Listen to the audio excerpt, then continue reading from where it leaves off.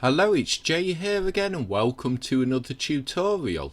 In this lesson we're going to make a start on creating the animations, and we're going to start with the player death animation.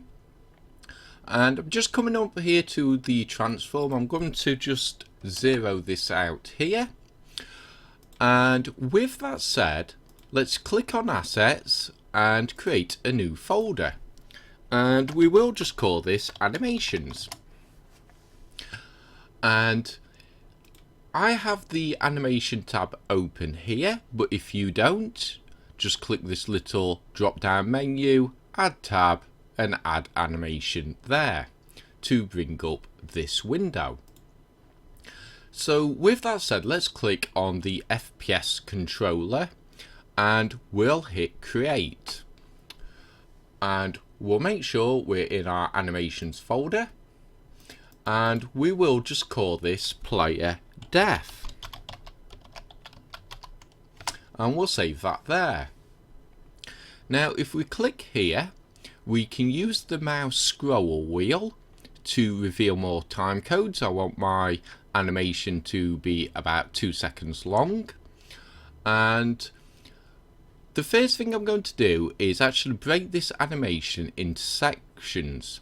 Now, a word of warning, I'm going to create this animation very quickly in this video, but I really advise you to spend a long time tweaking the animations, a lot longer than I'm going to do here, to really make your animations look good. I'm just going to do it very quickly in this video just to show you the basics, and because I don't want this lesson to be over half an hour long, I'll tweak my animations off camera. Now with that said, let's come here, 0.3 seconds. Now 0.3 seconds, I want my player game object just to jolt back a little bit, so we'll just use the tool and I'll move it back a bit. Now at this point we can hit play and we can see how that looks. So we'll stop that there. I'll reset it to the 0.3 position, and then I'll click on 1 second here. Now at this point, let's move the player game object over a bit and back further, and we'll hit play again, and we can see how that looks, and we'll stop that there. Again, click on the 1 second, and now I'm going to come to the 1.3 seconds here. Now at this point I want the FPS controller to begin to rotate, so I'll hit the rotate here and I'll just move it a bit.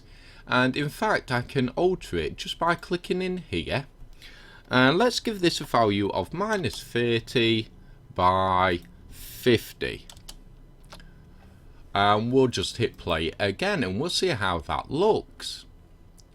Okay, that's what I want, so we'll stop that there, and finally we'll click on 2 seconds here and we'll change these values again.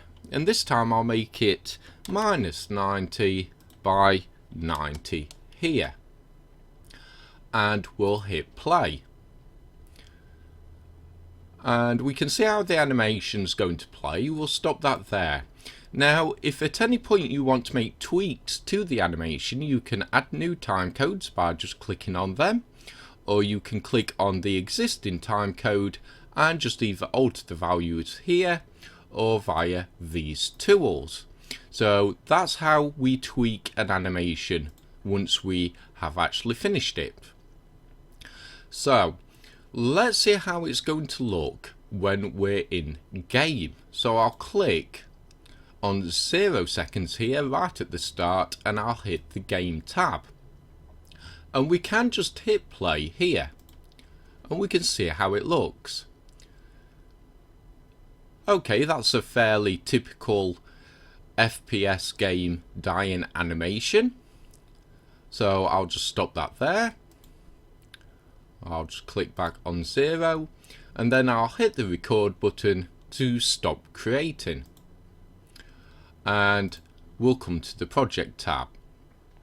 Now at this point, let's remove this component, the animator. So we'll remove that and we'll add component. We want miscellaneous and of type animation, and we'll untick play automatically. Now we'll come to the animation itself. So inside our animations folder, we'll click on player def, and again we need to come to this little drop down here and we'll hit debug, and we'll just make sure that legacy is ticked, and then we'll switch back to normal. Back to the FPS controller, and we'll assign the animation there, and we'll also assign it here.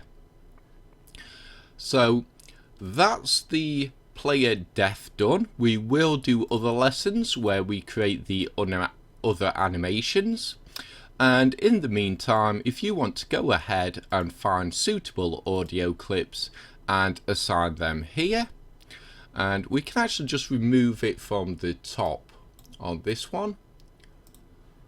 As long as it's here under the animations little drop down, we're fine, and we'll leave it here for this lesson. So I hope you enjoyed it. I hope to see you next time, and until then, bye for now.